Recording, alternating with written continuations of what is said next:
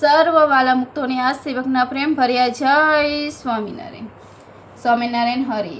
સંવત 1870 પોષવદી તેજસને દિવસે શ્રીજી માનસી ગઢરામથી દાદા ખાચરના દરબારમાં શ્રી વાસુદેવ નારાયણના મંદિર આગળ લીમડાના ઝાડ હેઠે ઢોલા ઉપર ઢોલિયા ઢરાવીને બિરાજમાન હતા અને સર્વશ્વેત વસ્ત્ર ધારણ કર્યા હતા ને કંઠને વિશે ધોરા ને પીળા પુષ્પના હાર ધારણ કર્યા હતા ને બે કાન ઉપર ધોરા પુષ્પના ગુચ્છ ખોસ્યા હતા ને પાઘને વિશે પીળા પુષ્પના તોરા લટકતા હતા તથા કર્ણિકારના રાતા પુષ્પના છોગલું મૂક્યું હતું અને જમણા હાથને વિશે ધોરા પુષ્પનો દંડો ફેરવતા હતા અને એવી રીતની શોભાને ધારણ કરતા અને પોતાના ભક્તજનને આનંદ ઉપજાવતા થકા બિરાજમાન હતા અને પોતાના મુખારવિંદની આગળ મુનિ તથા દેશ દેશના હરિભક્તોની સભા ભરાઈને બેઠી હતી.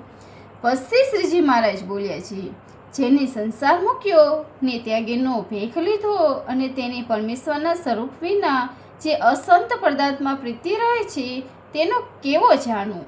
તો જેવો મોટો સાહુકાર માણસની આગળ કંગાર માણસ હોય તેવો જાણવું. જેમ કંગાર માણસ હોય ને પહેરવા વસ્ત્ર ન મળતો હોય ને ઉકળામાંથી દાણા વીણી ખાતો હોય ને પોતે પોતાના પાપી સમજી અને બીજા સાહુકો લોક પણ તેને પાપી સમજી આને પાપ કર્યા હશે માટે એને અન્ન વસ્ત્ર મળતું નથી.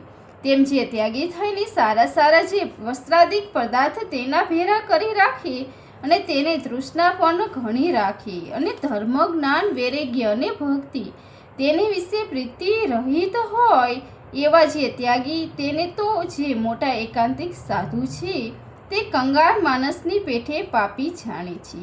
કેમ છે જો એ પાપી છે તો એને ધર્મ જ્ઞાન વૈરાગ્ય એ ભક્તિ તેને વિશે પ્રીતિ થતી નથી અને પરમેશ્વર વિના બીજા પદાર્થમાં પ્રીતિ થાય છે.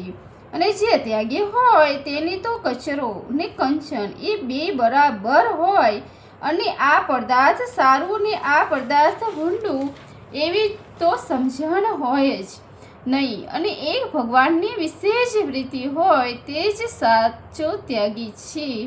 ઇતિ વૈષ્ણવ ગઢડા પ્રથમનું 36મું પૂરું થયું. સહેજાનંદ સ્વામી મહારાજની જે વાલા મુક્તો રાજી રહેજો, ભેરા પડજો और थैंक यू. અને लाइक शेयर और सब्सक्राइब करना मत भूलना. जय स्वामीनारायण.